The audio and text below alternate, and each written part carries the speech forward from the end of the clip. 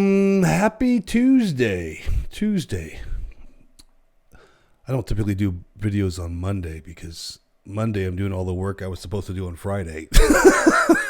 Don't tell my boss. Kidding, sort of. But no, so Monday I'm trying to catch up and get my week set and get all the stuff done that it needs to get done that I thought of over the weekend because my mind never stops working, unfortunately, for me. And so Tuesday days you get your first video. This is part 4 of a series. I didn't really plan it that way. It's just I started talking about Zoom chat and our Microsoft software integration a couple weeks ago, and I can't stop talking about it. It's the coolest thing we've done in a long time. And by the way, I'm using the word we because if you haven't guessed, I am a full-time employee at Zoom. So I am by far not a spokesman by any means, but I'm just showcasing cool stuff that Zoom does. It's amazing. And I can't stop talking about Zoom chat and Microsoft Sharepoint integration. My first video showcased how we can now integrate Zoom chat and Microsoft Sharepoint integration. And then I showed you some files. I just forgot my clicker. So how we upload files into Zoom chat and how those files get moved to Microsoft Sharepoint now. File repository. When you're a Microsoft shop, you're taking advantage of SharePoint and or OneDrive for your file repository solutions. Now you can do that with Zoom chat. And then we extended that by showing you stuff within the Power Automate section of Microsoft's application. And how do we do things as simple as just, hey, alerting somebody that there's a new file in Zoom chat. Just simple stuff like that using Power Automate and Power BI within the Microsoft platform. Third video talked about e-discovery and how Microsoft Teams and or SharePoint can be utilized with their e-discovery solution. And then we pull in Zoom chat inside of that because all these files are in a SharePoint site that's created for every channel that you create. So for example, and there's a SharePoint integration channel in Zoom, there's now a SharePoint integration site in SharePoint. And then we can apply e-discovery rule sets into those files and adhere all those files in Zoom with all your other files in SharePoint and or OneDrive and or Exchange and or Teams. So all these e-discovery policies can work together. Part 4 of this series apparently is DLP or data loss prevention. And how do we utilize the power of DLP in the Microsoft world inside of a Zoom world, right? And that's exactly what I'm going to show you today. So DLP or data loss prevention, if you don't know what that is, it basically says, hey, I don't want private data that is supposed to be inside my company to go outside my company.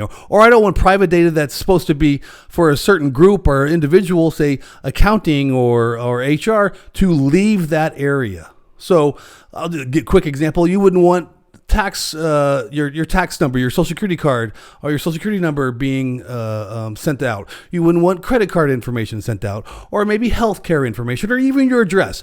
All these are DLP or data loss prevention policies that you could apply in the Microsoft DLP compliance section of your portal and have those adhere to your Zoom chat section, or your Zoom chat channels, or your Zoom chat files.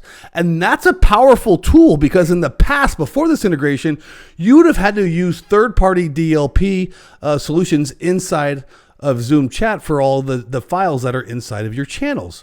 Now you can use one solution. If it's a Microsoft one, great. If it's something else, great too. We're just talking about Microsoft and Zoom today.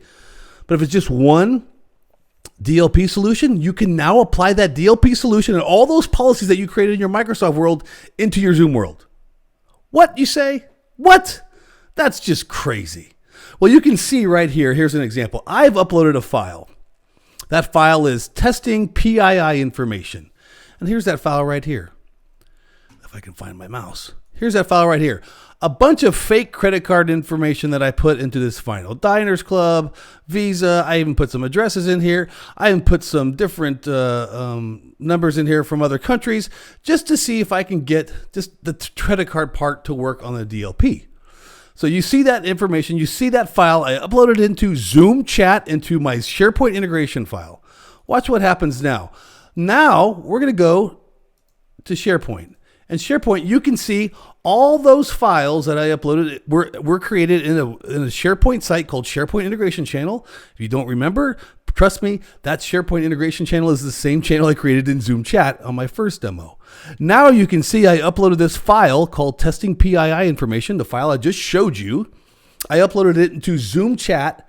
And now I want to apply a policy, a DLP policy, onto my Microsoft DLP or compliance portal that adheres to what I want as a company to stop PI information from infiltrating either internally or externally.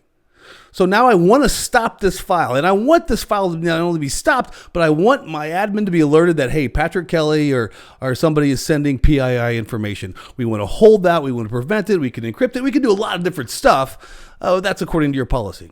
All right, so let's make some simple policies. I already done that.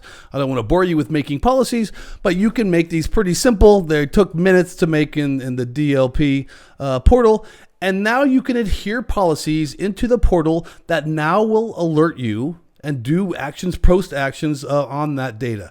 So for example, this US financial data policy. As you can see, I've actually applied this policy to commonly find credit card information, account information, and debit card numbers. I've actually applied this to Exchange, SharePoint, OneDrive, Teams, and on-premise repositories. What that looks like is this, more so, right? Is that now I can then edit that file if I want to, assign that policy if I want to, and increase the priority again if I want to. So now I've actually created a whole bunch of different ones as well. There's a default one. I created a health one too for HIPAA and stuff like that, compliance. But today we're just going to do DLP on credit card information. So I showed you that file earlier, that Word file that I created in Word, uploaded to Zoom Chat, which uploaded to SharePoint. And now watch this. Let's go to alerts. Let's see what happens. And look at all these alerts that I got. I now have documents and stuff. I'm going to expand this out a little bit so I can move it so you can see a little bit better. I can now see that this DLP policy that I applied to in my environment has now caught a bunch of stuff that I have out there in Zoom Chat, in SharePoint, in email, Exchange, and Teams, all in my test environment. So you can see all these things got tagged with, hey, this has met one of the policies somewhere, somehow. And right here, you can see yesterday, I actually tagged that DLP policy. I found it. That DLP policy is in SharePoint because I uploaded it to SharePoint, right? Actually, uploaded it to Zoom Chat, which uploaded it to SharePoint.